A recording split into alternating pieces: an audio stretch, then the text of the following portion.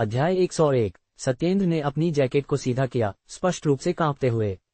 हर्ष अग्रवाल, ईशा के पिताजी, देश के सबसे क्रूर व्यवसायियों में से एक के रूप में जाने जाते थे। उनका व्यक्तिगत रूप से, बिना सूचना के, आधी रात में आना केवल एक ही चीज का मतलब हो सकता था। हुडा परिवार का संसार अब जलने वाला था।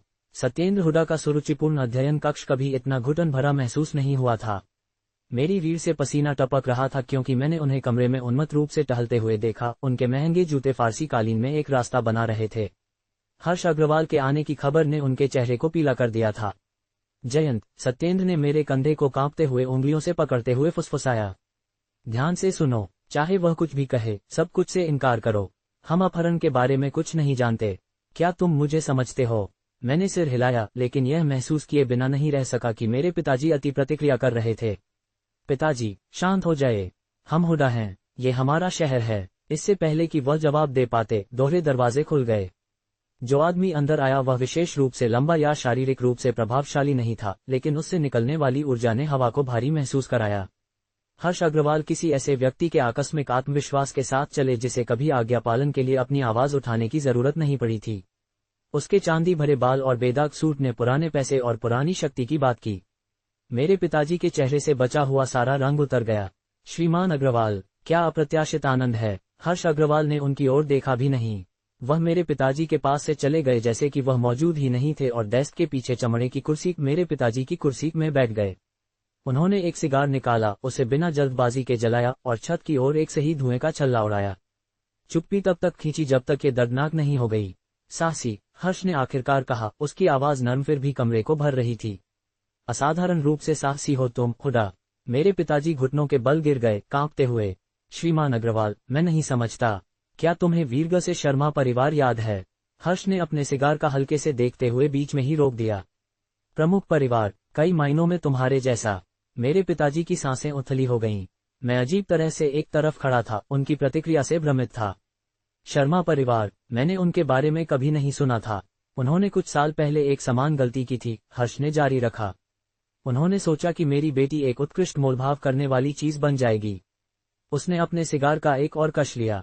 तुम जानते हो कि उनके साथ क्या हुआ? मेरे पिताजी अब लगभग घुटनों के बल थे। श्रीमान अग्रवाल, कृपया, आप जो कुछ भी सोचते हैं कि हुआ है। 3 दिन, हर्ष ने बीच में ही काट दिया। उतना ही समय लगा। उनके व्यवसायों ने दिवालिया घोषित कर दिया। उनकी संपत्ति जब्त कर ली गई। परिवार के सदस्य गायब हो गए। कुछ पाए गए, कुछ नहीं। जैसे ही मुझे आखिरकार स्थिति की गंभीरता समझ में आने लगी, मेरे माध्यम से एक सिहरन दौड़ गई। ये सिर्फ कोई व्यापारिक प्रतिद्वंद्वी नहीं था। ये हर्ष, द एग्जीक्यूशनर अग्रवाल था। व्यापारिक हलकों का फुसफुसाता हुआ दुर्स्वप्न। वह आदमी जिसने कथित तौर पर महसूस किए गए अपमानों पर पूरे वंशों को खत्म कर दिया था। हमारा किसी भी अपहरण से कोई लेना देना नहीं था। मेरे पिताजी ने विनती की, अब सचमुच आगे रेंग रहे थे। मैं अपनी जिंदगी की कसम खाता हूँ। हर्ष ने उन्हें एक ऐसे व्यक्ति की उदासीन दिलचस्पी के साथ देखा जो एक कीड़े को देख रहा था। क्या तुम्हें लगता है कि मुझे तुम्हें नष्ट करने के लिए सबूत की जरूरत है? तभी मैंने हस्तक्षेप करने का फैसला किया। मेरे पिताजी का यह दयनीय प्रदर्शन शर्मनाक था। मैं आगे बढ़ा, अपनी डिजाइनर जैकेट को सीधा करते हुए। श्रीमान अग्रवाल, मैंने अपनी आवाज में आत्मविश्वास भरते हुए कहा, साफ तौर पर कोई गलतफहमी हुई है। हमारा आपकी बेटी से संबंधित किसी भी घटना से कोई लेना देना नहीं था। हर्ष की आंखें पहली बार मेरी ओर स्थानांतरित हुईं और मैंने कुछ ऐसा महसूस किया जो मैंने पहले कभी अनुभव नहीं किया था, वास्तविक डर। उसकी नजर बर्फ के पानी में डूबे होने जैसी थी। लेकिन मैंने जोर दिया, इसके अलावा मुझे आपकी धमकियों के साथ सावधानी बरतने की सलाह देनी चाहिए। ये वीरगा नहीं है। तुम अब शामगढ़ में हो। मेरे पास प्रांतीय राज्यपाल का व्यक्तिगत नंबर है। एक कॉल और तुम इस शहर से बाहर नहीं जाओगे। मेरे पिताजी ने एक गला घोंटा हुआ शोर किया, पूरी तरह से फर्श पर गिर गए। उनकी प्रतिक्रिया ने मुझे परेशान किया। क्या वह सच में इतने रीढ़हीन थे? हर्ष अग्रवाल ने तुरंत जवाब नहीं दिया। उसने बस अपने सिगार का एक और कश लिया, मुझे एक जिज्ञासु नमूने की तरह देखते हुए। ठीक है, अगर वह सख्त खेलना चाहता था तो मैं भी कर सकता था। मैंने अपना फोन निकाला और डायल किया। राज्यपाल चावला, मैं जयंत हुडा हूँ। हाँ, मैं देर रात के लिए माफी चाहता हूँ। हमारे पास एक स्थिति है जिसमें आपके तत्काल। अचानक हेलीकॉप्टर के रोटरों की आवाज ने मेरी आवाज को दबा दिया। हमारे ऊपर झूमर हिलने लगा। फर्श से छत तक की खिड़कियों के बाहर चकाचौंध करने वाली स्पॉटलाइट्स ने रात के आसमान को रोशन कर दिया। मेरा फोन कॉल भुला दिया गया था। मैं खिड़की के पास गया। मैंने जो देखा उससे मेरे घुटने झुक गए। कम से कम 5 सैन्य ग्रेड हेलीकॉप्टर हमारी हवेली के ऊपर मंडरा रहे थे। नीचे मैदान पर बख्तरबंद वाहनों ने हमारे फाटकों को तोड़ दिया था। सैकड़ों भारी सशस्त्र सैनिक सामरिक गियर में इमारत को घेर रहे थे, उनके हथियार हर प्रवेश द्वार और खिड़की पर प्रशिक्षित थे। यह क्या है? मैंने फुसफुसाया। मेरा शुरुआती दिखावा सुबह की ओस की तरह गायब हो गया। हर्ष अग्रवाल खड़े हुए, अपने कफलिंग्स को समायोजित करते हुए। राज्यपाल चावला आज रात तुम्हारी कॉल नहीं लेंगे, या शायद फिर कभी नहीं। मेरे पिताजी फर्श पर सिकुड़े हुए थे, अब चुपचाप सिसक रहे थे। मैं जो देख रहा था उस पर विश्वास नहीं कर सका। इस स्तर की ताकत, शक्ति का ये प्रदर्शन, ये कुछ ऐसा था जिसकी मैं कल्पना भी नहीं कर सकता था। देखो जयंत, हर्ष ने जारी रखा, खिड़की पर मेरे बगल में खड़े होने के लिए आते हुए, स्थानीय शक्ति है और फिर असली शक्ति है। उसने मेरे कंधे पर एक हाथ रखा, उसकी पकड़ दर्दनाक रूप से कसकर थी। तुम एक ऐसा खेल खेल रहे थे जिसके नियम तुम नहीं समझते थे। सामने के दरवाजे टूट जाने पर हवेली में एक जोरदार धमाका गूंजा। भारी कदमों की आवाज हॉल से गुजरी। अग्रवाल धमकी नहीं देते हैं, हर्ष ने कहा, उसकी आवाज अभी भी अजीब तरह से शांत थी। हमें जरूरत नहीं है। अध्ययन कक्ष के दरवाजे फिर से फट गए। इस बार सामरिक गियर में सशस्त्र पुरुषों की एक टीम अंदर आई, जिसके बाद 2 आकृतियां थीं जिन्हें मैंने तुरंत पहचान लिया, राहुल कुमार और ईशा अग्रवाल। उन्हें देखते ही मेरा गला कस गया। ईशा का चेहरा ठंडे क्रोध का एक मुखौटा था। कुमार की अभिव्यक्ति ने हिंसा का वादा किया। पिताजी, ईशा ने कहा, उसकी आवाज रेशम में लिपटे स्टील की तरह थी। मैं देखती हूं कि आपने हमारे बिना ही शुरू कर दिया है। हर्ष ने अपनी बेटी को सिर हिलाया। बस प्रारंभिक कार्य। मैंने सोचा कि तुम व्यक्तिगत रूप से विवरण को संभालना चाहोगी। खिड़की से मैं और वाहनों को आते हुए देख सकता था। इस बार सैन्य नहीं, बल्कि चिकनी काली गाड़ियां। सूट पहने हुए पुरुष बाहर निकले, ब्रीफकेस लिए हुए। वे वकील और वित्तीय अधिकारी जैसे लग रहे थे। हुडा साम्राज्य का व्यवस्थित विघटन पहले ही शुरू हो गया था। कुमार आगे बढ़ा, उसकी आंखें कभी भी मेरी ओर से नहीं हटीं। हर्ष के ठंडे गुस्से के विपरीत उसका गुस्सा एक दृश्य, स्पष्ट चीज थी। जयंत हुडा, उसने कहा, उसकी आवाज धीमी और खतरनाक थी। मेरा मानना है कि मेरे पास जो है उस पर हाथ डालने के बारे में हमारा कुछ अधूरा काम है। जैसे ही कुमार मेरी ओर बढ़ा, मैंने पूर्ण स्पष्टता के साथ महसूस किया कि मैंने कितनी विनाशकारी गलत गणना की थी। मैंने सिर्फ एक पूर्व दामाद के साथ लड़ाई नहीं छेड़ी थी जो अपनी स्थिति से ऊपर उठ गया था। मैंने अग्रवाल परिवार की पूरी ताकत को चुनौती दी थी और वे इकट्ठा करने आए थे। हेलीकॉप्टर ऊपर घूमते रहे, उनकी स्पॉटलाइट्स रात को दिन में बदल रही थीं, हुडा परिवार के अंत की शुरुआत को रोशन कर रही थीं। हुडा हवेली मिनटों के भीतर एक युद्ध क्षेत्र में बदल गई थी। हर्ष अग्रवाल की बख्तरबंद गाड़ी की रंगीन खिड़कियों से मैंने हक्का बक्का होकर देखा कि सामरिक दल संपत्ति के हर इंच को सुरक्षित कर रहे थे। मेरे बगल में ईशा एकदम सही मुद्रा में बैठी थी। उसका चेहरा अग्रवाल परिवार के उसके पिता के सुनियोजित विनाश को देखते हुए कोई भावना नहीं दिखा रहा था। तुम्हारे पिताजी, मैंने आखिरकार कामयाब होते हुए कहा। मेरी आवाज मुश्किल से फुसफुसाहट से ऊपर थी। उन्होंने ये सब योजना बनाए। ईशा की आंखें हवेली पर टिकी रहीं। ये वास्तव में उनके मानकों के अनुसार संयमित है। उसके शब्दों की ठंडी सटीकता ने मेरी रीढ़ में एक सिहरन पैदा कर दी। मेरे बगल में बैठी महिला, वह महिला जिसके लिए मुझे प्यार हो गया था, एक पूरे परिवार के व्यवस्थित विनाश के बारे में इतनी लापरवाही से बात कर रही थी जैसे मौसम पर चर्चा कर रही हो। सत्येंद्र और जयंत को बगीचे के मंडप में लाया जा रहा है, उसने अपना फोन देखते हुए कहा। पिताजी चाहते हैं कि हम देखें कि आगे क्या होता है। मैंने मुश्किल से निगला, और वास्तव में आगे क्या होने वाला है। उसकी आंखें आखिरकार मेरी आंखों से मिली, अटूट। न्याय, राहुल अग्रवाल, न्याय। हम ठंडी रात की हवा में गाड़ी से बाहर निकले। सशस्त्र गार्ड हमारे साथ थे क्योंकि हम बगीचे के मंडप की ओर बेदाग ढंग से बनाए गए मैदानों में चल रहे थे। एक बार शांत जगह बदल गई थी। बाढ़ की रोशनी ने क्षेत्र को कठोर सफेद रोशनी से रोशन कर दिया। सत्येंद्र और जयंत हुडा संगमरमर के फर्श पर घुटने टेके हुए थे। चारों ओर उन पर हथियार ताने हुए गार्ड थे। हर्ष अग्रवाल उनके सामने खड़े थे, एक प्रतिशोध लेने वाले कुलपति से ज्यादा एक निराश शिक्षक की तरह लग रहे थे। जब उन्होंने हमारे आने को देखा तो उन्होंने थोड़ा सिर हिलाया।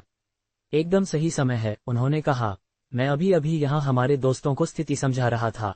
सत्येंद्र का चेहरा आतंक से मुड़ा हुआ था, जबकि जयंत अपने कांपते हाथों के बावजूद अवज्ञा की एक परत बनाए हुए था। श्रीमान हुडा, हर्ष ने जारी रखा, अपना ध्यान सत्येंद्र पर केंद्रित करते हुए, आपने मुझे एक मुश्किल स्थिति में डाल दिया है। मेरी बेटी का अपहरण साफ तौर पर अक्षम्य है, लेकिन मैं एक समझदार आदमी हूँ। सत्येंद्र ने ऊपर देखा, उसके चेहरे की हर रेखा में हताशा खुदी हुई थी। कृपया श्रीमान अग्रवाल, जरूर कोई गलतफहमी होगी। रुकिए, हर्ष ने एक हाथ उठाया। चलो इनकार करके समय बर्बाद न करें। आपके बेटे ने हमारी प्रारंभिक पूछताछ के दौरान पहले ही आपकी भागीदारी की पुष्टि कर दी है। सत्येंद्र का सिर जयंत की ओर घूमा, उसकी आंखों में अविश्वास और विश्वासघात था। जयंत ने अपने पिता की नजर से मिलने से इनकार कर दिया। हालांकि हर्ष ने जारी रखा, मैं आपको एक विकल्प पेश करने के लिए तैयार हूं। एक पिता का विकल्प। जैसे ही हर्ष घुटने टेके हुए पुरुषों के सामने व्यवस्थित रूप से टहले, हवा ठंडी होती गई।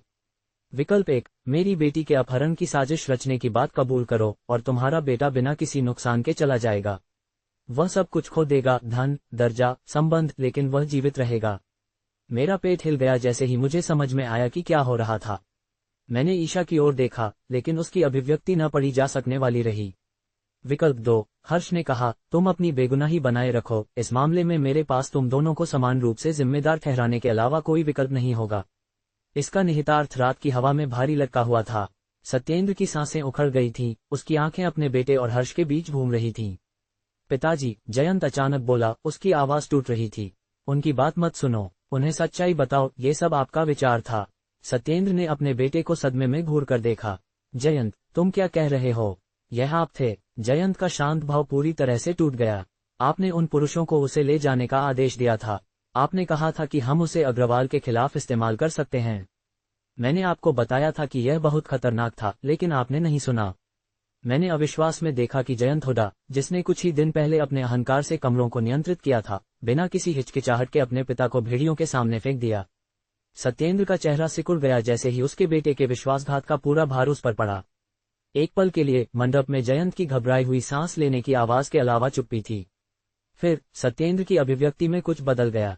एक भयानक संकल्प उसके चेहरे पर छा गया, क्योंकि उसने अपने बेटे को आखिरी बार देखा। हाँ, सत्येंद्र ने धीरे से कहा, हर्ष की ओर मुड़ते हुए। यह मेरी योजना थी। जयंत का इससे कोई लेना देना नहीं था। मैं पूरी जिम्मेदारी लेता हूँ। हर्ष ने विचारपूर्वक सिर हिलाया। एक पिता का बलिदान, सराहनीय, भले ही देर से। जयंत के चेहरे पर राहत फैल गई। देखा, मैंने तुम्हें बताया था, ये सब वह था। तुमने वाकई किया। हर्ष सहमत हुए। तुमने अपने पिता को काफी प्रभावशाली ढंग से बेच दिया। जयंत लड़खड़ाते हुए खड़ा हुआ, अपने कुचले हुए सूट को सीधा करते हुए। तो क्या मैं जाने के लिए आजाद हूँ? हर्ष ने उसे कुछ हद तक दया के साथ देखा। मुझे डर है कि कोई गलतफहमी हुई है। जयंत जम गया। आपका क्या मतलब है? आपने कहा था कि अगर वह कबूल करता है तो। मैंने 2 विकल्प प्रस्तुत किए, हर्ष ने सुधारा। मैंने कभी नहीं कहा कि मैं उनमें से किसी का सम्मान करूंगा। जयंत के चेहरे से रंग उतर गया। नहीं, तुम नहीं कर सकते। तुमने मेरी बेटी का अपहरण किया, हर्ष ने कहा, उसकी आवाज अचानक बर्फीली हो गई। क्या तुमने सोचा कि एक कबूलनामा उस अपराध को मिटा देगा? सत्येंद्र अपने पैरों पर खड़े होने के लिए संघर्ष किया। आपने अपना वादा दिया था। मैंने तुम्हें तुम्हारे असली चरित्र को प्रकट करने के लिए विकल्प दिए, हर्ष ने जवाब दिया। और तुम दोनों ने दिखाया है कि तुम क्या हो। एक कायद जो अपने पिता का बलिदान करेगा, दूसरा एक अपराधी जो मेरे बच्चे को खतरे में डालेगा। जयंत का चेहरा गुस्से से विकृत हो गया। तुम झूठे हरामी। उसने हताश गुस्से के साथ हर्ष की ओर झपटा। आगे जो हुआ वह इतनी तेजी से हुआ कि मैं मुश्किल से इसे समझ सका। 2 तेज दरारें रात में गूंजी। सत्येंद्र और जयंत हुड्डा एक साथ गिर गए। प्रत्येक के माथे के केंद्र में एक सही गोली का छेद था। मैंने किसी को गोली चलाते हुए नहीं देखा था। मैंने अपना सिर चारों ओर घुमाया, बाल की रोशनी से परे अंधेरे को स्कैन किया। कुछ नहीं। निशानेबाज अदृश्य थे। ईशा का हाथ मेरा हाथ मिला, धीरे से दबाते हुए। मैं यह नहीं बता सकता था कि यह हाव भाव मुझे या खुद को सांत्वना देने के लिए था। हर्ष ने नैदानिक अलगाव के साथ शवों को देखा, फिर अपनी घड़ी देखी। कुशल, वह बुदबुदाए, मानो खुश होकर। वह हमारी ओर मुड़े जैसे कि हम बस एक व्यापारिक बैठक समाप्त कर रहे हों। चलो चलें, सफाई दल बाकी को संभाल लेगा। जैसे ही हम इंतजार कर रहे वाहनों की ओर वापस चले, मुझे सुन्नता महसूस हुई। मैंने हुड्डा से नफरत की थी जो उन्होंने हमारे साथ किया था, लेकिन इस ठंडी हत्या ने मुझे मेरे मूल तक हिला दिया था। आपके पिताजी के अंगरक्षक, मैंने कार के पास पहुंचते हुए ईशा से धीरे से कहा। मैंने उन्हें गोली चलाते हुए भी नहीं देखा। हर्ष ने मुझे सुना। वे अंगरक्षक नहीं थे, श्रीमान कुमार, उन्होंने कहा, उनकी होठों पर एक मुस्कान खेल रही थी। वे पंचम मंडल के संरक्षक थे। ये शब्द मेरे लिए कुछ भी नहीं था, लेकिन जिस तरह से उन्होंने इसे कहा उसमें एक अकाट्य भार था। और जिस तरह से ईशा मेरे बगल में कस गई, उसने मुझे वह सब कुछ बता दिया जो मुझे जानने की जरूरत थी। हर्ष आकस्मिक अनुग्रह के साथ अपनी सीट में खिसक गए। वास्तविक दुनिया में आपका स्वागत है, श्रीमान कुमार। आप जितनी जल्दी खेल में शक्तियों को समझेंगे, आपकी जीवित रहने की संभावनाएं उतनी ही बेहतर होंगी। जैसे ही हम हुड्डा हवेली से दूर चले गए, 2 ठंडे शरीर और एक बार शक्तिशाली परिवार के खंडहरों को पीछे छोड़ते हुए, मैंने हर्ष अग्रवाल के सिर के पीछे घूरकर देखा। जब से मेरी शक्तियां जागृत हुई थीं, पहली बार मैं सच में गहराई से डरा हुआ था। सिर्फ हर्ष से ही नहीं, बल्कि उन अदृश्य शक्तियों से जो वह आज्ञा देते थे, ऐसी शक्तियां जो इतनी शक्तिशाली और सटीक थीं कि वे खुद को प्रकट किए बिना परछाइयों से जीवन समाप्त कर सकती थीं। मैंने सोचा था कि मैं शक्ति की ओर चढ़ रहा था, लेकिन मुझे अब एहसास हुआ कि मैं एक पहाड़ के तल पर खड़ा था जिसकी चोटी में देख भी नहीं सकता था। और कहीं ऊपर हर्ष अग्रवाल जैसे व्यक्ति नीचे देख रहे थे, भयानक उदासीनता के साथ ये तय कर रहे थे कि कौन जीवित रहेगा और कौन मरेगा। एक परछाई की तरह हवा में तनाव हमारा पीछा करता रहा, क्योंकि हम हुडा परिवार की विरासत के जो कुछ बचा था उससे दूर चले गए। मैंने खिड़की से गुजरते हुए शहरी दृश्य को घूर कर देखा। बस अभी अभी मैंने जिस हत्या को देखा था उसे समझने की कोशिश कर रहा था। हर्ष अग्रवाल ने जिस आकस्मिक दक्षता से 2 पुरुषों को मारने का आदेश दिया था, उसने मुझे खोखला महसूस कराया। क्या तुम ठीक हो? ईशा की आवाज नर्म थी, उसका हाथ अंधेरे में मेरा हाथ ढूंढ रहा था। मैं उसकी ओर मुड़ा, उन मोहक आंखों में उसके पिता द्वारा दिखाई गई ठंडक का कोई भी संकेत ढूंढ रहा था। इसके बजाय मुझे केवल चिंता मिली। तुम्हारे पिताजी ने अभी अभी हमारी आंखों के सामने 2 लोगों को मरवा दिया, मैंने फुसफुसाया, अपनी आवाज को इतना धीमा रखते हुए कि ड्राइवर सुन न सके। और हर कोई ऐसा व्यवहार कर रहा है जैसे हम बस एक व्यापारिक रात्रिभोज से निकले हों। उसने मेरा हाथ कसकर दबाया। ये वही दुनिया है जिसमें मैं बड़ी हुई, राहुल। अग्रवाल नाम के साथ ऐसी जिम्मेदारियां और परिणाम आते हैं जो ज्यादातर लोग कभी नहीं देखते। गाड़ी एक निजी होटल के प्रवेश द्वार में रुक गई, जहां सुरक्षा कर्मियों की एक छोटी सेना इंतजार कर रही थी। जैसे ही हम बाहर निकले, मैं ऑपरेशन के सरासर पैमाने से स्तब्ध रह गया। सूट पहने हुए पुरुष जिनके कान में ईयरपीस थे, लॉबी में रणनीतिक बिंदुओं पर खड़े थे। दूसरे सैन्य सटीकता के साथ परिधि में गश्त कर रहे थे। ये सब सिर्फ एक परिवार के दौरे के लिए। मैंने बुदबुदाया। ईशा की अभिव्यक्ति कस गई। जो हुआ उसके बाद, पिताजी कोई जोखिम नहीं ले रहे हैं। हमें पेंटहाउस स्वीट तक ले जाया गया, जिसे एक कमांड सेंटर में बदल दिया गया था। सुरक्षा मॉनिटर ने एक दीवार को कवर किया, पूरे होटल से फीड दिखा रहे थे। कर्मचारी अभ्यासपूर्ण दक्षता के साथ चले, निर्देश की जरूरत के बिना कार्यों को पूरा कर रहे थे। मुझे अचानक बहुत छोटा, बहुत ही महत्वहीन महसूस हुआ। मैं इन सब की तुलना में क्या था? बस एक पूर्व रहने वाला दामाद जो उन शक्तियों पर ठोकर खा गया था जिन्हें मैं मुश्किल से समझता था।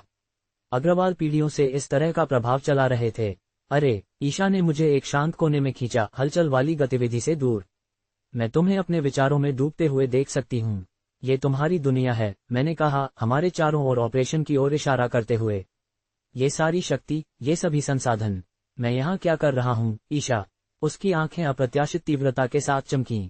तुम यहाँ हो क्योंकि मैं तुम्हें यहाँ चाहती हूँ। क्योंकि इन सब के बावजूद उसने कमरे में अपना हाथ हिलाया। तुम वह थे जिसने मुझे बचाया। मैं जवाब देने ही वाला था जब एक कर्मचारी पास आया, ईशा को थोड़ा झुकते हुए। महोदया अग्रवाल, आपके पिताजी ने आपकी उपस्थिति का अनुरोध किया है। उनकी गाड़ी नीचे इंतजार कर रही है। ईशा ने माथे पर बल डाला। अभी आधी रात होने वाली है। वह जोर दे रहे थे, महोदया। उसने आह भरी, मेरा हाथ आखिरी बार दबाते हुए। मेरा यहाँ इंतजार करो, मुझे ज्यादा देर नहीं लगेगी। मैंने उसे चलते हुए देखा, उसकी मुद्रा सीधी हो रही थी, कंधे चौकोर हो रहे थे क्योंकि वह अग्रवाल राजकुमारी के रूप में अपनी भूमिका में वापस चली गई थी। पेंटहाउस की खिड़कियों से मैं हर्ष की काली गाड़ी को नीचे इंतजार करते हुए देख सकता था। जैसे ही ईशा पास पहुंची, मैंने गाड़ी के बगल में एक और आदमी को घबराहट से खड़े देखा। इस दूरी से भी मैंने विशाल मिश्रा, अंबरनगर के उप महापौर को पहचान लिया। मिश्रा व्यावहारिक रूप से हर्ष से बात करते हुए झुक रहे थे, उनकी शरीर की भाषा समर्पण चिल्ला रही थी। हर्ष उदासीनता से खड़े थे, आदमी की उपस्थिति को मुश्किल से स्वीकार कर रहे थे। मैंने बालकनी का दरवाजा खिसकाया, ठंडी रात की हवा में बाहर कदम रखा। मैं उनके शब्दों को स्पष्ट रूप से नहीं सुन सका, लेकिन मिश्रा का माफी भरा लहजा ऊपर तक आया। मुझे चूक का बहुत खेद है, श्रीमान अग्रवाल। मैं आपको आश्वासन देता हूँ, अगर मुझे पता होता तो। हर्ष ने एक तिरस्कारपूर्ण हावभाव के साथ उसे बीच में ही काट दिया। माइकल को बेहतर उम्मीद थी, विशाल।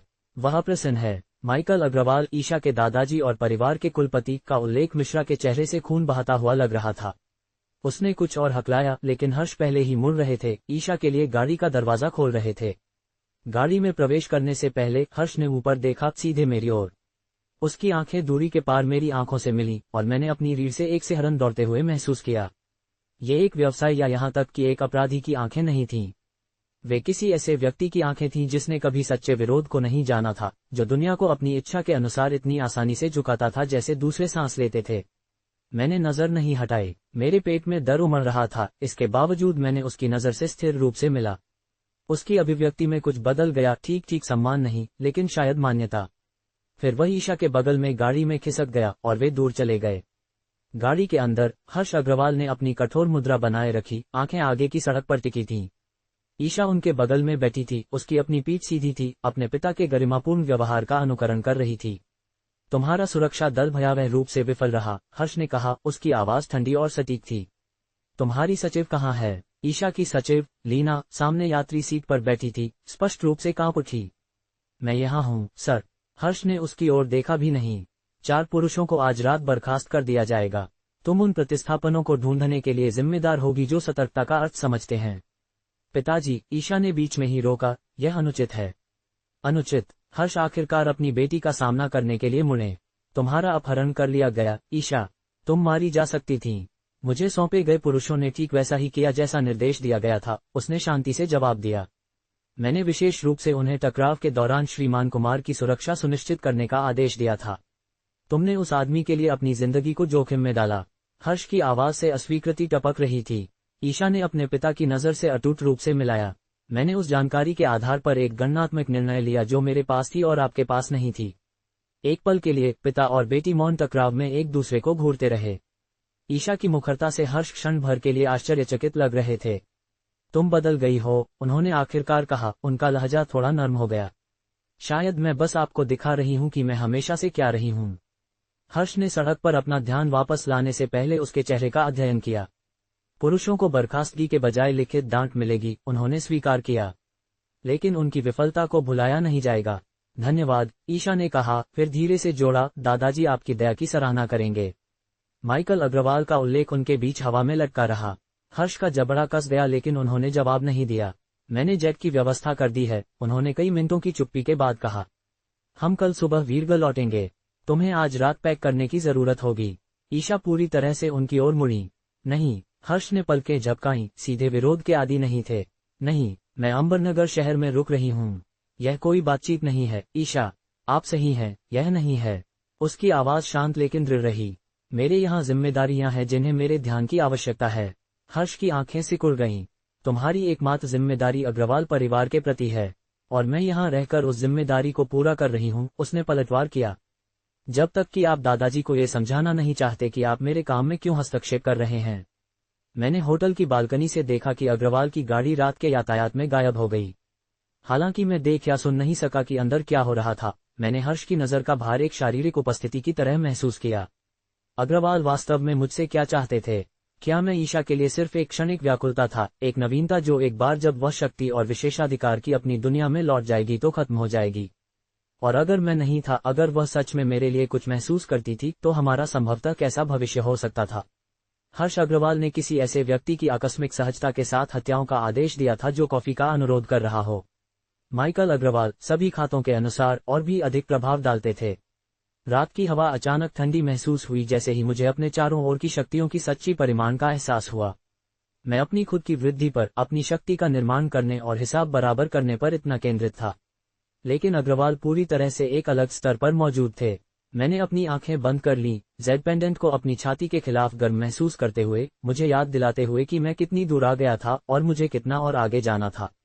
जब मैंने अपनी आंखें फिर से खोलीं, तो शहर की रोशनी मेरे सामने फैल रहे अंधेरे के खिलाफ धुंधली लग रही थी। मैं अपने साधारण रहने वाले कमरे में आगे पीछे टहल रहा था, मेरा दिमाग संभावनाओं के साथ दौड़ रहा था। हर्ष अग्रवाल की रोल्स रॉयस की छवि बाहर खड़ी थी जिसने मेरे माध्यम से चिंता का एक झटका भेजा। ईशा के पिताजी संभवतः क्या चाहते थे?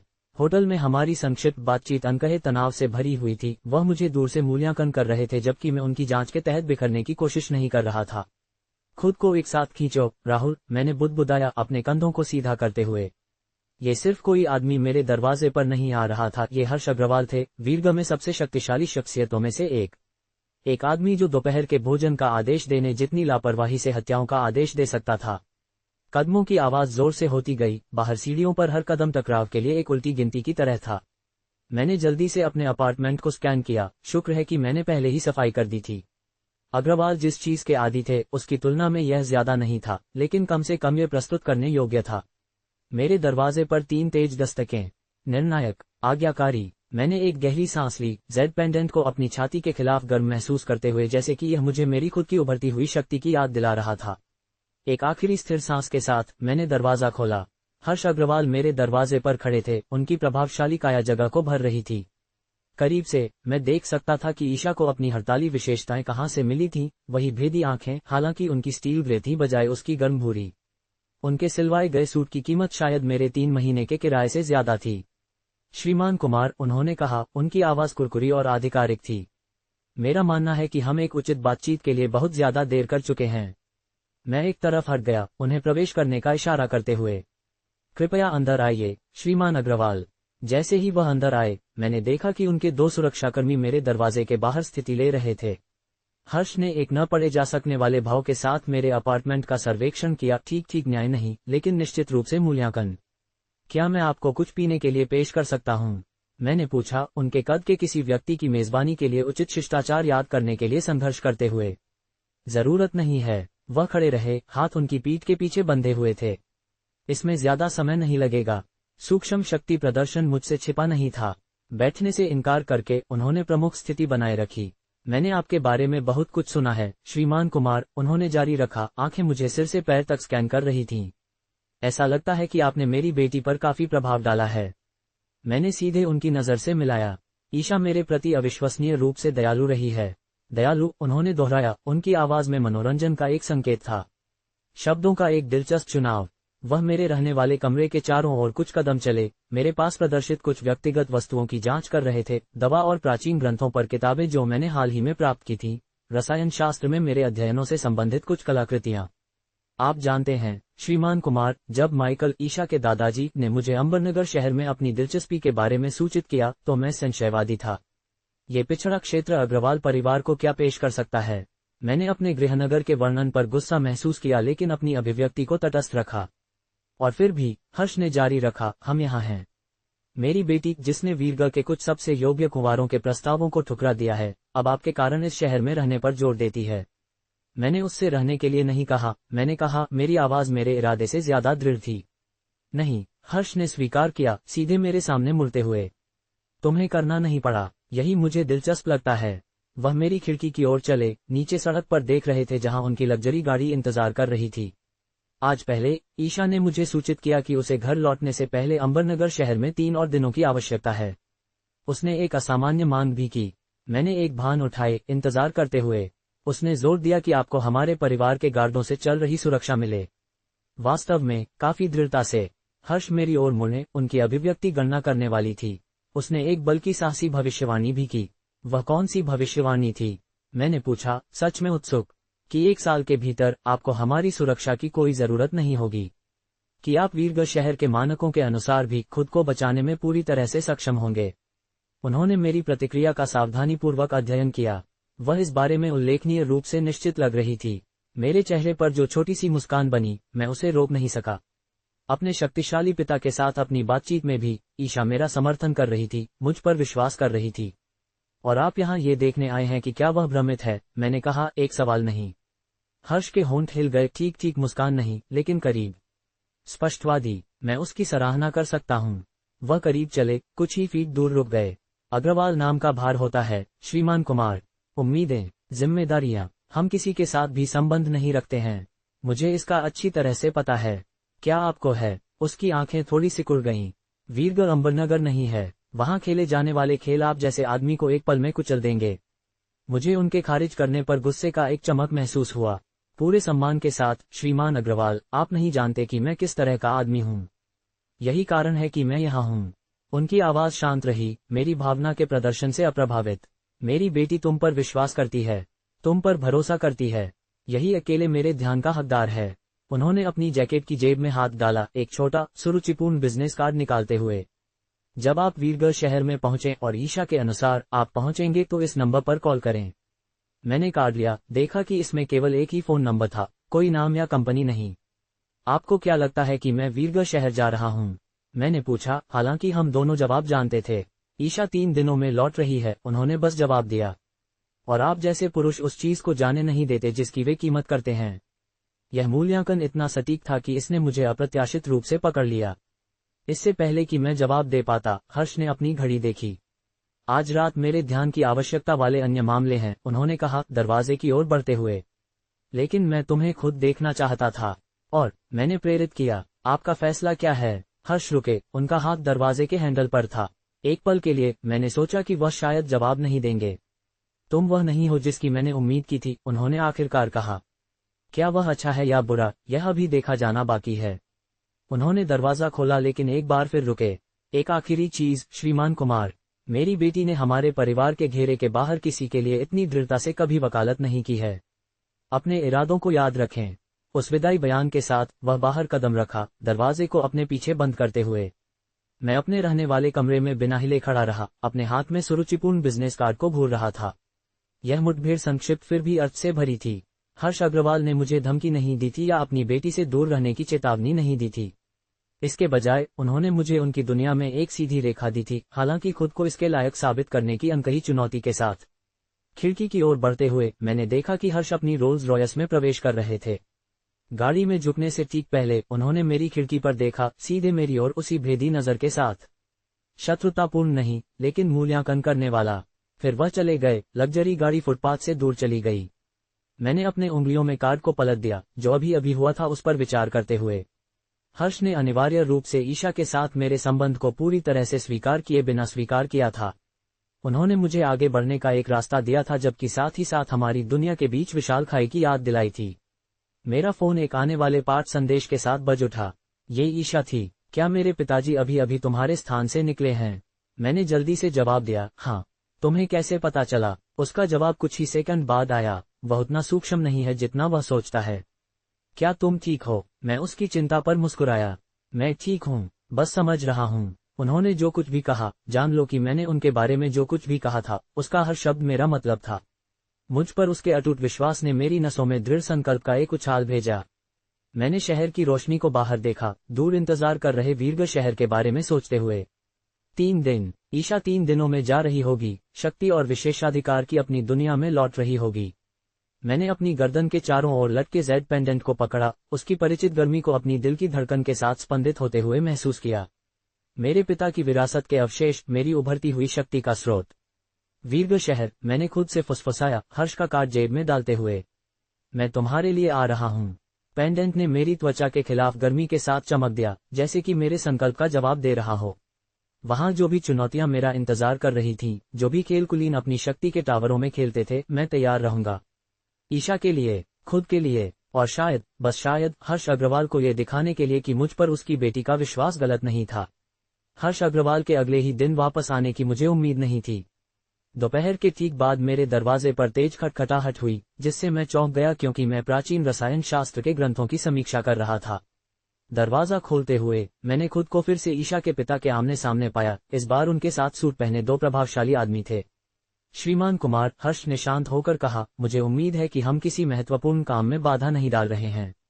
मैंने मुश्किल से निगला, उन्हें अंदर आने देने के लिए एक तरफ हट गया। बिल्कुल नहीं, श्रीमान अग्रवाल। तीनों आदमी मेरे अपार्टमेंट में दाखिल हुए, तुरंत ही जगह को तंग महसूस करा रहे थे। हर्ष की आंखें मेरे रहने वाले क्षेत्र में घूम गईं, फिर मुझ पर वापस आ गईं। मैं कल हमारी बातचीत के बारे में सोच रहा था, उन्होंने कहा। मेरी बेटी के, आपकी क्षमता में विश्वास के बारे में। उनके अंगरक्षकों में से एक लंबा आदमी जिसकी आंखें ठंडी ग्रे थीं, मुझे छिपे हुए तिरस्कार के साथ देख रहा था। ये मेरे व्यक्तिगत सुरक्षा विशेषज्ञ हैं, हर्ष ने उन आदमियों की ओर इशारा किया। कश्यप कालरा और मार्कस सिंह, वीरगढ़ शहर के शीर्ष युद्ध कला विशेषज्ञ। मैंने विनम्रतापूर्वक उनकी ओर सिर हिलाया, बदले में केवल मामूली स्वीकृति मिली। आपने कल उल्लेख किया था कि आप नहीं जानते कि मैं किस तरह का आदमी हूँ, हर्ष ने जारी रखा, मेरे रहने वाले कमरे के चारों ओर धीरे धीरे टहलते हुए। यह एक उचित बात है, इसलिए मैंने सोचा कि हम आज उस स्थिति को ठीक कर सकते हैं। मेरा पेट कस गया। मुझे ये पसंद नहीं आया कि यह कहाँ जा रहा था। आपके दिमाग में वास्तव में क्या है? मैंने अपनी आवाज को स्थिर रखने की कोशिश करते हुए पूछा। हर्ष मेरी खिड़की के पास रुके, नीचे सड़क पर देखते हुए। ईशा का दावा है कि आप 1 साल के भीतर वीरगढ़ शहर के मानकों के अनुसार खुद को बचाने में सक्षम होंगे। ये काफी बड़ा दावा है। मैं अपनी जगह पर खड़ा रहा। मुझे विश्वास है कि मैं खुद को आपकी बेटी के भरोसे के लायक साबित कर सकता हूँ। शब्द हर्ष ने अपने हाथ के एक इशारे से खारिज कर दिया। मैं सबूतों में काम करता हूँ, श्रीमान कुमार। मुझे दिखाओ कि मेरी बेटी आप पर क्यों विश्वास करती है। मुझे यकीन नहीं है कि आप क्या पूछ रहे हैं। कश्यप, हर्ष ने बीच में ही रोका, क्या आप श्रीमान कुमार को उनकी क्षमताओं का प्रदर्शन करने में मदद करना चाहेंगे? ग्रे आंखों वाला आदमी आगे बढ़ा, अपनी सूट की जैकेट उतारकर अपने सहयोगी को देते हुए।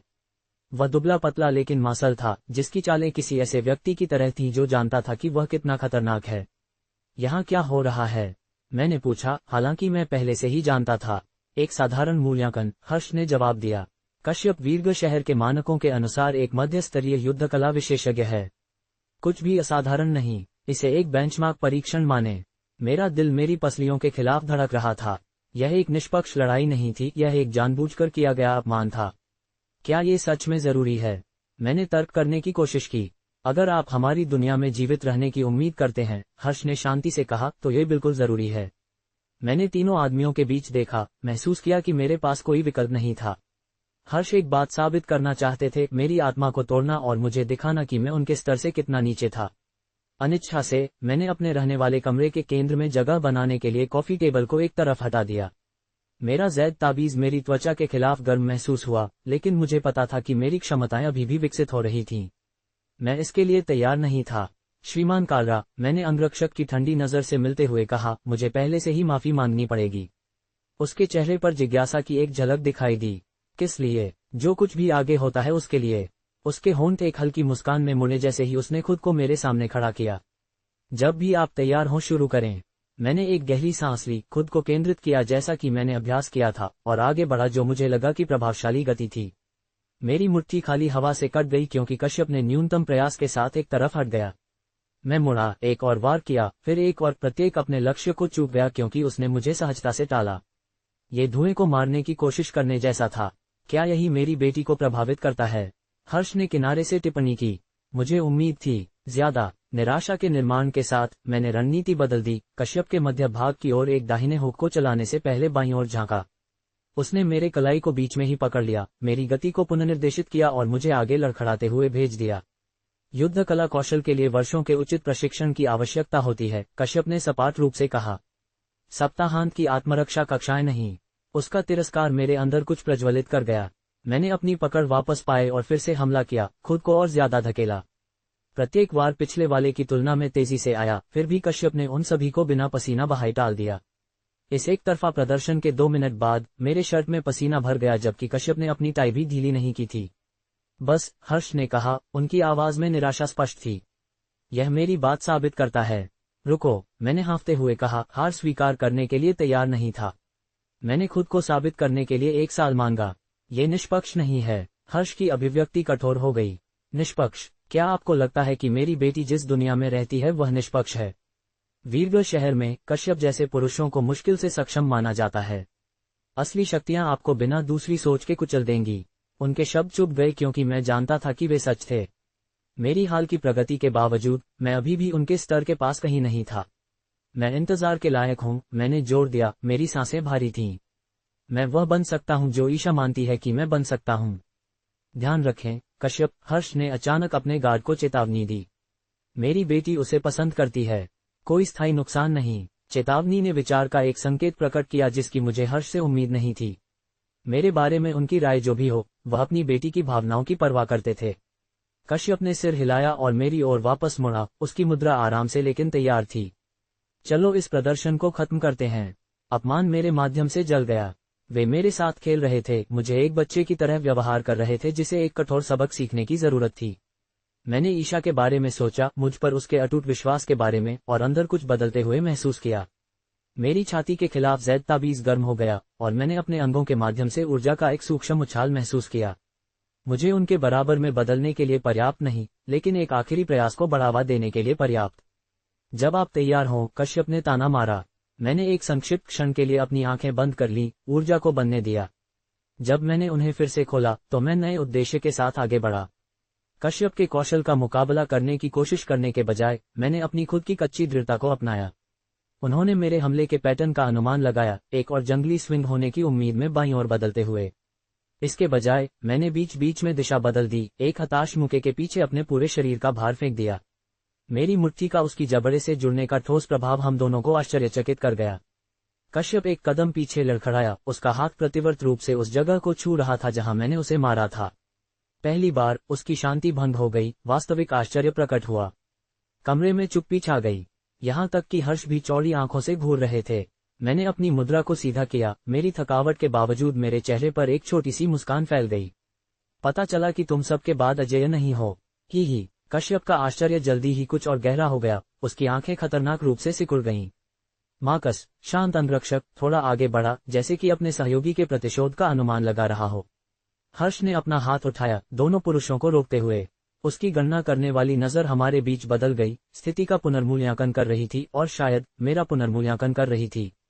दिलचस्प, उन्होंने धीरे से कहा, किसी और से ज्यादा खुद से। कमरे में तनाव बिजली की तरह चरमरा गया।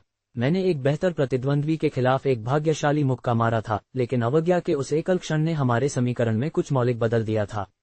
हर्ष की आंखें मेरी आंखों से मिलीं और मैंने कुछ ऐसा देखा जिसका मैं नाम नहीं ले सकता था। ठीक सम्मान नहीं, अभी तक नहीं, लेकिन शायद उसका बीज। ये संभावना कि मुझ पर उसकी बेटी का विश्वास पूरी तरह से निराधार नहीं था। मैं अपनी जगह पर खड़ा रहा, आगे जो भी आता उसका इंतजार कर रहा था। मेरे को उस अप्रत्याशित जुड़ाव के प्रभाव से अभी भी झंझना रहे थे। कश्यप के क्रूर जवाबी मुंह से पीछे हटते हुए मेरे मुंह में खून का स्वाद भर गया। मेरी दृष्टि धुंधली हो गई, कमरा मेरे चारों ओर घूम रहा था क्योंकि मैं होश में रहने के लिए संघर्ष कर रहा था। मेरा शरीर समर्पण के लिए चिल्लाया, लेकिन मैंने सुनने से इनकार कर दिया। नीचे रहो, कश्यप दहाड़ा। उसका पहले का शांत भाव उस भाग्यशाली मुंह से टूट गया था जो मैंने उसके चेहरे पर मारा था।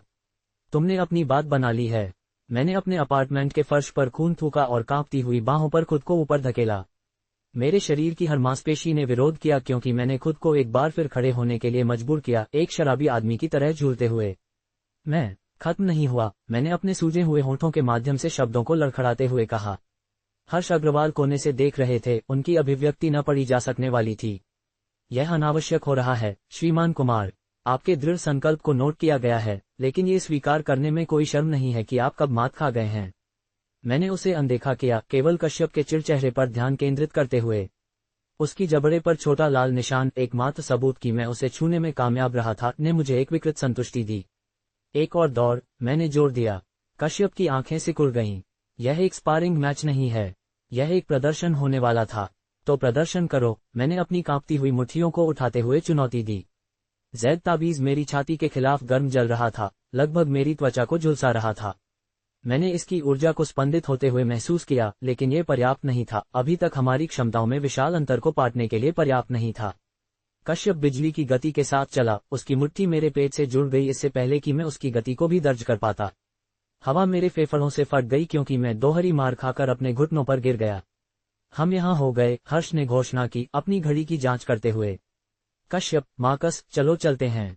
श्रीमान कुमार स्पष्ट रूप से वीरग शहर के लिए तैयार नहीं हैं। वह मेरी ओर मुड़े, उनकी आवाज ठंडी व्यवहारिक थी। मेरी बेटी किसी ऐसे व्यक्ति के लायक है जो हमारी दुनिया में जीवित रह सके। आप वह आदमी नहीं है, कम से कम अभी तक नहीं। रुको, मैंने हाँफते हुए कहा। सांस लेने का सरल कार्य असहनीय दर्द का कारण बन रहा था। जबरदस्त प्रयास के साथ मैंने खुद को फिर से सीधा होने के लिए मजबूर किया। तीनों आदमी रुक गए, आश्चर्य की अलग अलग डिग्री के साथ मेरी ओर मुड़े। मैं अभी भी खड़ा हूं, मैंने घोषणा की, मेरे फटे होंठ से खून टपक रहा था। कश्यप का पेशेवर अलगाव और टूट गया, उसके चेहरे पर निराशा चमक गई। जानो कि तुम कब हार गए हो। ये हट श्रीमान अग्रवाल को प्रभावित नहीं करेगा। मुझे उसे प्रभावित करने की परवाह नहीं है, मैंने जवाब दिया। मेरी आवाज अब और मजबूत थी। ये खुद को कुछ साबित करने के बारे में है। बिना चेतावनी के कश्यप ने मेरे सीने पर एक तेज लात मारी, जिससे मैं मेरी किताबों की अलमारी में जा टकराया। मेरे चारों ओर किताबें गिर गईं क्योंकि मैं एक ढेर में गिर गया। कश्यप, हर्ष ने चेतावनी दी, याद रखें कि मैंने स्थायी नुकसान के बारे में क्या कहा। वह जीवित रहेगा, कश्यप ने सपाट रूप से जवाब दिया। उसका गौरव शायद नहीं। मैं गिरी हुई किताबों के बीच गतिहीन लेटा रहा, मेरे शरीर के हर इंच में दर्द फैल रहा था। मेरी दृष्टि किनारों पर अंधेरी हो गई, चेतना दूर होने की धमकी दे रही थी। लेकिन कहीं गहराई में एक आवाज ने मुझे समर्पण नहीं करने दिया। ईशा के लिए, मैंने जो वादा किया था उसके लिए, उस आदमी के लिए जो मुझे बनना है। ताबीज की गर्मी तेज हो गई, इसकी ऊर्जा मेरे शिराओं के माध्यम से तरल आग की तरह बह रही थी। ये जीतने के लिए पर्याप्त नहीं था, लेकिन शायद एक और बार खड़े होने के लिए पर्याप्त। चलो चलें, हर्ष ने कहा, दरवाजे की ओर मुड़ते हुए। यह अरुचिकर हो गया है। उनके कदमों की आवाज निकास की ओर चली गई, मेरी विफलता की आवाज हर कदम के साथ गूंज रही थी। कांपती हुई बाहों के साथ मैंने फर्श के खिलाफ धकेला। किताबें दूर खिसक गईं क्योंकि मैं उठने के लिए संघर्ष कर रहा था। मेरी मांसपेशियों ने विरोध में चिल्लाया क्योंकि मैंने अपने पैरों को भार वहन करने के लिए मजबूर किया। श्रीमान अग्रवाल, मैंने चिल्लाया, मेरी आवाज कर्कश लेकिन स्पष्ट थी। हम खत्म नहीं हुए हैं। तीनों आदमी रुक गए, अविश्वास से झुंझलाहट तक के भावों के साथ वापस मुड़े। भगवान के लिए नीचे रहो, मार्कस ने बुदबुदाया, पहली बार अपनी चुप्पी तोड़ते हुए। मैं उनके सामने खड़ा था, खून से लथपथ और लड़खड़ाता हुआ लेकिन सीधा। आपने पूछा कि मैं किस तरह का आदमी हूं। यह आपका जवाब है। हर्ष की आंखें थोड़ी सिकुड़ गईं। मूर्खता की हद तक जिद्दी, दृढ़। मैंने उसे सही किया। मैंने आपकी बेटी से वादा किया कि मैं उसके लायक बनूंगा। मेरा मतलब था। कश्यप ने हर्ष के साथ एक नजर का आदान प्रदान किया, जिसने एक लगभग अगोचर सिर हिलाया। अंगरक्षक फिर से मेरे पास आया, उसकी मुद्रा आकस्मिक लेकिन धमकी देने वाली थी। तो अंतिम प्रदर्शन, उसने ठंडे होकर कहा। उसका मुक्का सीधे मेरे चेहरे की ओर आया, इस तमाशे को एक बार और हमेशा के लिए खत्म करने के लिए पर्याप्त शक्तिशाली। मैंने प्रभाव के लिए खुद को तैयार किया, ये जानते हुए कि मैं इसे नहीं टाल सकता। लेकिन उस महत्वपूर्ण क्षण में कुछ बदल गया। समय धीमा होता हुआ लग रहा था क्योंकि ताबीज की ऊर्जा अप्रत्याशित तीव्रता के साथ मेरे माध्यम से उमड़ पड़ी। मेरी दृष्टि तेज हो गई, मेरी सजगता पर्याप्त रूप से तेज हो गई। मेरा हाथ ऊपर उठा, मेरे चेहरे से इंच दूर कश्यप की मुट्ठी को पकड़ लिया। उसके चेहरे पर सदमा मेरे महसूस किए गए अविश्वास को दर्शाता था। एक जमे हुए पल के लिए हम अपनी जगह पर बंद खड़े थे। उसकी पकड़ी हुई मुट्ठी मेरे हथेली के खिलाफ कांप रही थी, मेरी बांह उसे वापस पकड़ने के प्रयास से हिल रही थी। फिर, इससे पहले कि पल टूट पाता, मैंने अपनी बची हुई ताकत के हर औंस को अपने खाली हाथ में चैनल किया और अपनी मुट्ठी को सीधे कश्यप के चेहरे में मारा। प्रभाव ठोस और सच्चा था, मेरे सभी दृढ़ संकल्प का भार वहन कर रहा था। कश्यप का सिर पीछे की ओर चला गया, उसकी नाक से खून बह रहा था क्योंकि वह लड़खड़ाकर पीछे चला गया। उसकी आंखें वास्तविक सदमे के साथ चौड़ी हो गईं क्योंकि उसने अपनी उंगलियों को अपनी खून बह रही नाक पर छुआ, उसकी भेद्यता के किरमिजी सबूत को घूरते हुए। कैसे? उसने शुरू किया, अहंकार को विस्मय से बदल दिया। मार्कस ने अपने सहयोगी की रक्षा के लिए सहजता से आगे बढ़ा, लेकिन हर्ष के उठे हुए हाथ ने उसे रोक दिया। अग्रवाल कुलपति ने नए तीव्रता के साथ मेरा अध्ययन किया, उसकी गणना करने वाली नजर हर उस चीज का पुनर्मूल्यांकन कर रही थी जो वह मेरे बारे में जानता था। मैं अपनी जगह पर खड़ा रहा, मेरे सीने में उखड़ती हुई सांसें थीं, मुट्ठी अभी भी कसकर बंद थी और प्रभाव से खून से लथपथ थी। मेरा शरीर पतन के कगार पर था, लेकिन मैंने गिरने से इनकार कर दिया जब तक वे चले नहीं जाते, जब तक कि मैंने अपनी बात बना नहीं ली थी।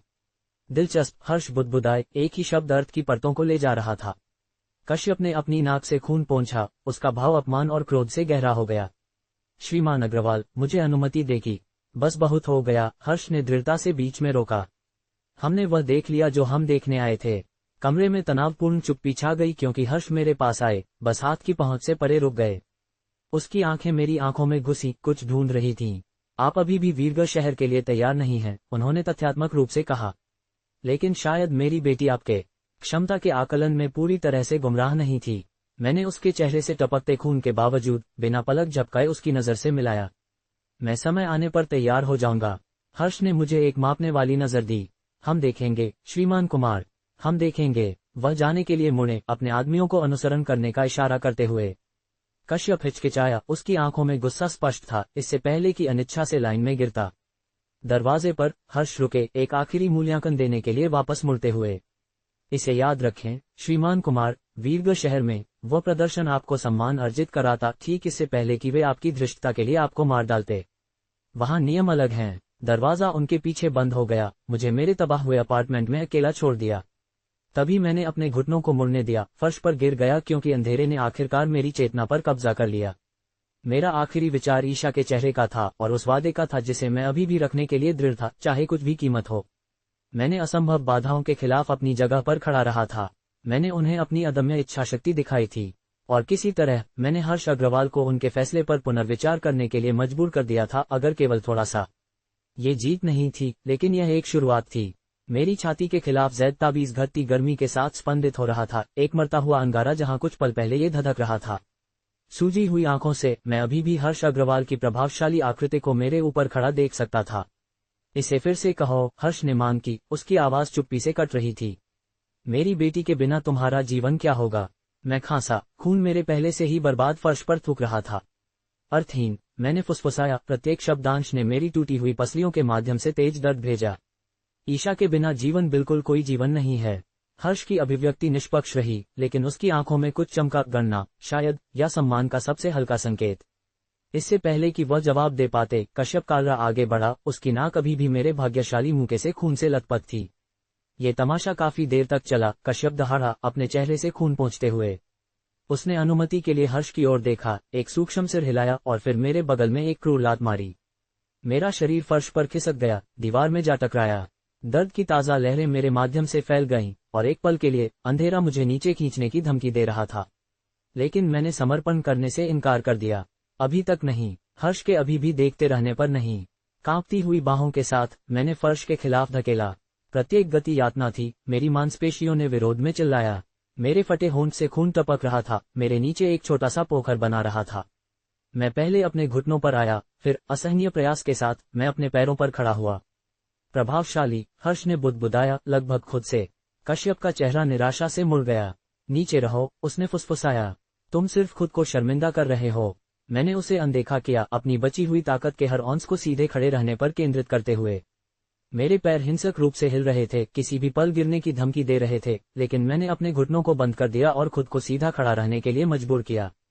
मैं उसके लायक बनूंगा, मैंने वादा किया। मेरी आवाज मेरे महसूस करने से ज्यादा मजबूत थी। मुझे इसे साबित करने का मौका दो। हर्ष ने नैदानिक अलगाव के साथ मेरा अध्ययन किया, जैसे कि मैं कोई जिज्ञासु नमूना था। फिर कुछ अप्रत्याशित हुआ, उसकी अभिव्यक्ति नर्म हो गई, लगभग अगोचर रूप से, जैसे कि वह अतीत से किसी भूत को देख रहा था। आपका दृढ़ संकल्प परिचित है, उन्होंने धीरे से कहा। वह मार्कस और कश्यप की ओर मुड़े। बाहर इंतजार करो। दोनों आदमी हिचकिचाए, अनिश्चित नजर का आदान प्रदान करते हुए। अभी, हर्ष ने आदेश दिया, उनकी आवाज में कोई तर्क नहीं था। जब वे चले गए, हर्ष मेरे पास आए, बस हाथ की पहुंच से परे रुक गए। आप मुझे किसी ऐसे व्यक्ति की याद दिलाते हैं जिसे मैं एक बार जानता था। कोई ऐसा जिसने दूसरों द्वारा उस पर लगाई गई सीमाओं को स्वीकार करने से इनकार कर दिया। मैं थोड़ा लड़खड़ाया लेकिन खड़ा रहा। आपकी बेटी किसी ऐसे व्यक्ति के लायक है जो उसके लिए आसमान जमीन एक कर देगा।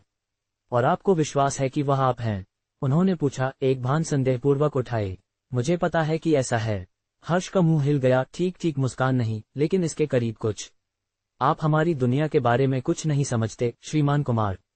वीरग शहर आपको जिंदा खा जाएगा। तो मैं सीखूंगा, मैंने जोर दिया। मैं अनुकूलित करूंगा। हर्ष एक लंबे क्षण के लिए चुप रहे, विचार करते हुए। आखिरकार, उन्होंने एक धीमी सांस छोड़ी। 1 साल, मैंने पलकें झपकाईं, अनिश्चित कि मैंने सही सुना था। सर, 1 साल, उन्होंने दृढ़ता से दोहराया। वीरग शहर के अभिजात वर्ग के बीच खड़े होने के लिए पर्याप्त मजबूत बनो। अपनी कीमत सिर्फ सुंदर शब्दों से नहीं बल्कि सम्मान की आज्ञा देने वाली शक्ति के माध्यम से साबित करो। अगर तुम असफल होते हो। उसकी आंखें कठोर हो गईं। तुम मेरी बेटी के जीवन से हमेशा के लिए गायब हो जाओगे। मेरे अंदर आशा और डर का युद्ध हुआ। 1 साल, यह एक साथ उदार और असंभव रूप से छोटा लग रहा था। और अगर मैं सफल होता हूं, तो हमारी एक अलग बातचीत होगी। हर्ष दरवाजे की ओर मुड़े। 1 साल, श्रीमान कुमार। अभी से, राहत मेरे माध्यम से भर गई। मेरी टांगों में जो थोड़ी सी ताकत बची थी उसे कम कर दिया। मैं अपने घुटनों पर गिर गया, अब ताकत का मुखौटा बनाए रखने में सक्षम नहीं था। धन्यवाद, मैंने फुसफुसाया, शब्द मुश्किल से श्रव्य थे।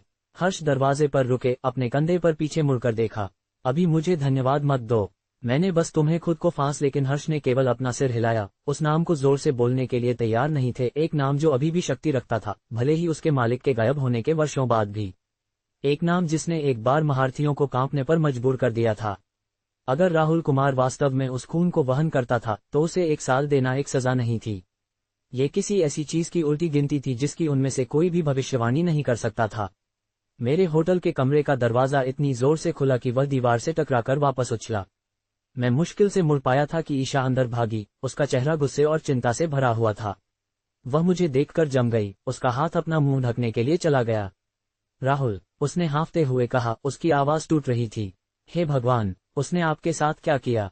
मैंने मुस्कुराने की कोशिश की, लेकिन मेरे फटे होंठ ने इसे एक दर्द भरी मुस्कान बना दिया। मेरा चेहरा बैंगनी और नीले रंग का एक कैनवास था, एक आंख लगभग सूजकर बंद हो गई थी। मैंने ज्यादातर खून साफ कर लिया था, लेकिन क्षति को छिपाना संभव नहीं था। ये जितना लगता है उससे ज्यादा बुरा दिखता है, मैंने झूठ बोला, बिस्तर पर अजीब तरह से हिलते हुए जहां मैं आराम कर रहा था। ईशा तुरंत मेरे पास आ गई, उसकी उंगलियां मेरे चोटिल चेहरे पर मंडरा रही थीं, छूने और ज्यादा दर्द देने से डर रही थी। यह मेरे पिताजी ने किया। ये सब, उन्होंने और उनके आदमियों ने, मैंने स्वीकार किया। निष्पक्ष रूप से, ज्यादातर कश्यप ने। उसकी आंखें खतरनाक रूप से गहरी हो गईं। मैं उसे मार डालूंगी, मैं कसम खाती हूं। मैं नहीं, मैंने उसकी कलाई को धीरे से पकड़ा। ईशा, सुनो, ये वास्तव में अच्छी खबर है। उसने मुझे ऐसे घूर कर देखा जैसे मैंने अपना दिमाग खो दिया हो। अच्छी खबर, आप आधे मर चुके हैं। लेकिन मैं पूरी तरह से मरा नहीं हूँ, मैंने हास्य का प्रयास करते हुए बताया। और आपके पिताजी ने मुझे वह दिया जो मैं चाहता था, खुद को साबित करने का मौका। ईशा की भौहें ऊपर उठ गईं। आप किस बारे में बात कर रहे हैं? मैं हिला, दर्द से कराहते हुए मेरे पसलियों के माध्यम से दर्द हुआ। 1 साल, उन्होंने मुझे वीरगढ़ शहर के अभिजात वर्ग के बीच खड़े होने के लिए पर्याप्त मजबूत बनने के लिए 1 साल दिया है। अगर मैं सफल होता हूं, तो वह हमारे बारे में अपनी स्थिति पर फिर से विचार करेंगे। 1 साल, आपके साथ ऐसा करने के बाद। उसकी आवाज गुस्से से कांप रही थी। उसे कोई अधिकार नहीं है। उसे हर अधिकार है, मैंने धीरे से बीच में ही काटा। वह आपके पिताजी हैं और उनके दृष्टिकोण से मैं कोई नहीं हूं। एक दामाद जो 3 साल तक अपनी गरिमा की रक्षा भी नहीं कर सका। ईशा की आंखों में आंसू भर आए। आप कोई नहीं हैं, मेरे लिए नहीं। उन साधारण शब्दों ने मुझे किसी भी दवा से ज्यादा गर्म कर दिया। मैंने उसका हाथ पकड़ने के लिए पहुंचा, उसे धीरे से दबाते हुए। यही कारण है कि मुझे इस साल की जरूरत है, आपके साथ खड़े होने के योग्य बनने के लिए। उसकी अभिव्यक्ति नर्म हो गई क्योंकि वह सावधानी से मेरे बगल में बिस्तर पर बैठ गई। आपको मेरे लिए कुछ भी साबित करने की जरूरत नहीं है। आपके लिए नहीं, मैंने सहमति व्यक्त की, लेकिन उस दुनिया के लिए जो हमें अलग कर देगी अगर मैं कमजोर रहता हूं। ईशा ने आह भरी, उसका गुस्सा इस्तीफा दे गया। उसने कमरे के चारों ओर देखा और प्राथमिक चिकित्सा किट को देखा जिसके साथ मैं पहले लड़खड़ा रहा था। बिना किसी और शब्द के उसने इसे वापस लिया और व्यवस्थित रूप से मेरे घावों की देखभाल करना शुरू कर दिया। मेरी त्वचा के खिलाफ उसकी उंगलियों का कोमल दबाव मेरे माध्यम से सिहरन भेज रहा था। किसी ने भी कभी इस तरह से मेरी देखभाल नहीं की थी, इतनी कोमलता और ध्यान के साथ। प्रत्येक स्पर्श शब्दों से ज्यादा व्यक्त करता था और मैंने खुद को उसके काम करते समय उसके दृढ़ अभिव्यक्ति से मंत्रमुग्ध पाया।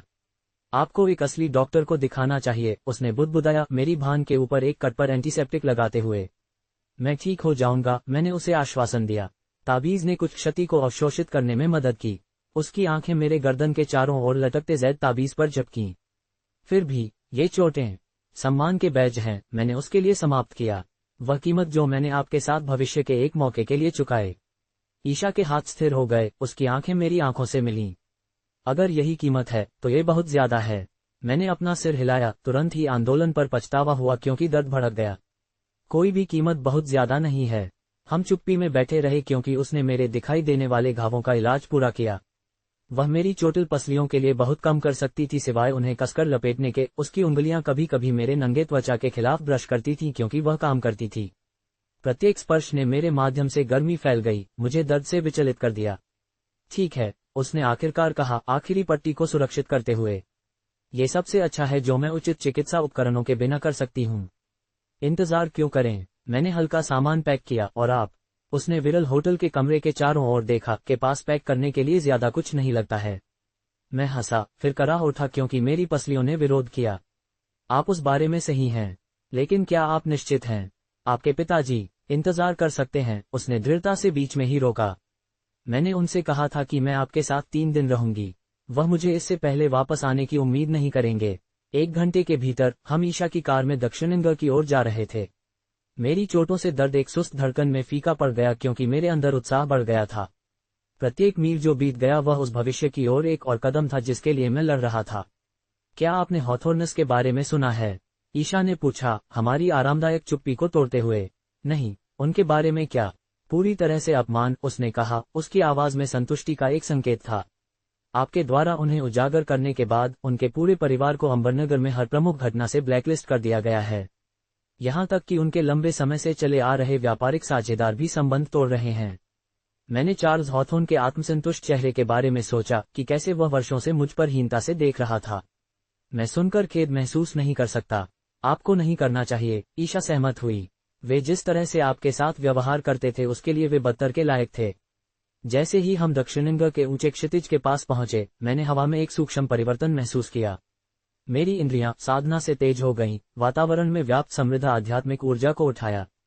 यहाँ की ऊर्जा अविश्वसनीय है, मैंने बुदबुदाया, भीड़ को बेहतर महसूस करने के लिए अपनी खिड़की को नीचे करते हुए। अंबरनगर या शिगलेंस की तुलना में कहीं ज्यादा केंद्रित। ईशा ने सिर हिलाया। दक्षिणेंगर एक प्राचीन आध्यात्मिक नस पर बना है।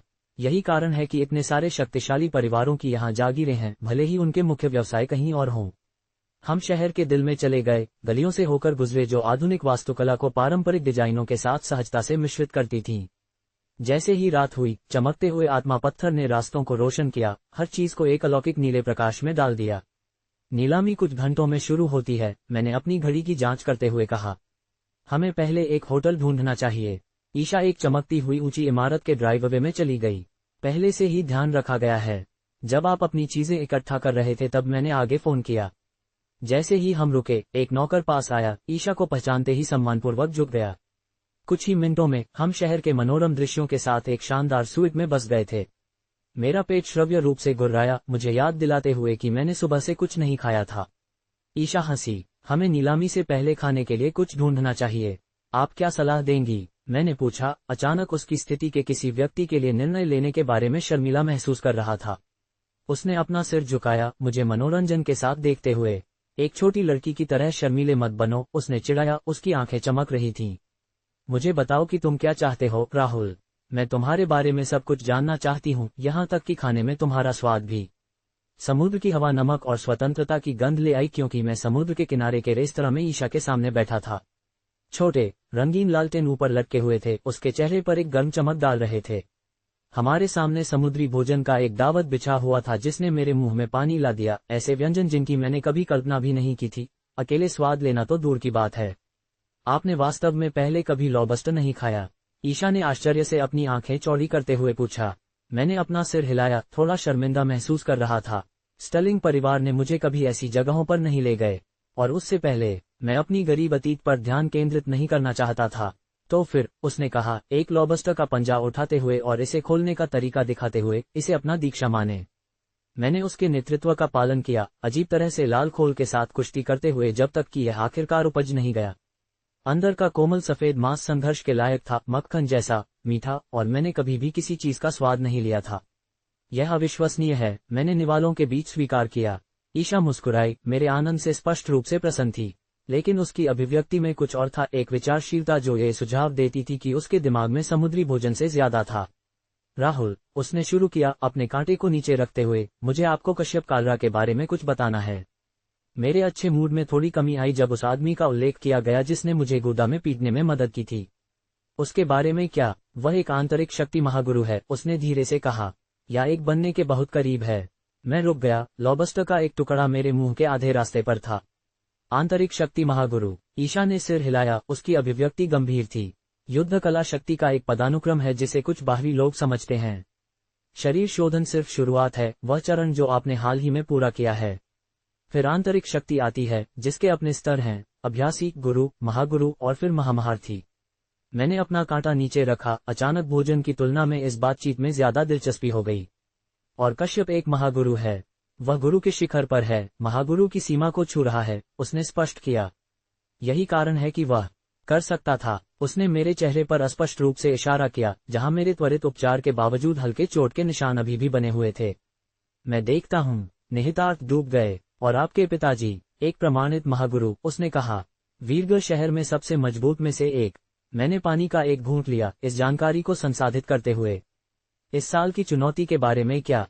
अभिजात वर्ग का हिस्सा माने जाने के लिए मुझे किस स्तर तक पहुंचना होगा जो आपके पिताजी ने उल्लेख किया था? ईशा हिचकिचाई, कम से कम एक आंतरिक शक्ति गुरु, लेकिन वीरगढ़ शहर की अभिजात युवा पीढ़ी के बीच वास्तव में खड़े होने के लिए। उसने अपना होंठ काट लिया। उनमें से कई पहले से ही महागुरु स्तर के पास पहुंच रहे हैं। मैंने अपने सीने को कसते हुए महसूस किया। अंतर असंभव रूप से चौड़ा लग रहा था। मैंने अभी शरीर शोधन पूरा किया था और अब मुझे एक ही साल में कई स्तरों पर चढ़ने की जरूरत थी। प्राच्य देश में सबसे मजबूत व्यक्ति, उसने जारी रखा, को एक आंतरिक शक्ति महामहारथी होने की अफवाह है। उद्धरण चिन्ह।